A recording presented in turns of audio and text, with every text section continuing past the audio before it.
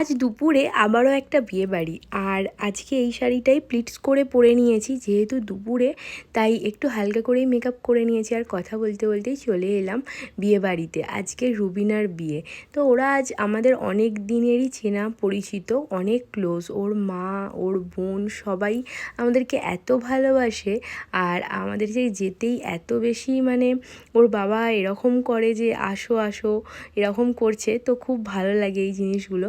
আর যেতেই তো আমার ছেলে সিংহাসনটা দেখেই যে কোণে বসার জায়গাটা, ওখানে গিয়ে বসে পড়লো, দেখতেই তো পেলে। তো আমরা একটু ফটোশ্যুট করে নিলাম, আর সেখানে ছিল রিট্টু আমার দেওর। তো ওর সাথে একটুখানি ছবি তুলতে যাচ্ছিলাম, ভিডিও করেছি বলে বলছে তুমি শুধু ভিডিওই করো। তো তারপরেই আমরা বেশিক্ষণ ওয়েট না করে, যেহেতু দুপুরবেলা ছিল, গরমও প্রচণ্ড ছিল, তাই খাওয়া দাওয়াটা সেরে নিলাম। স্টার্টার্সে ছিল চিকেন স্যাটেটা বেশ ভালো হয়েছিল, কিন্তু একটু ঠান্ডা হয়ে গেছিলো। আর বিরিয়ানি আর চিকেন চাপ তো থাকবেই, আর আমার ছেলে তো খেয়েছে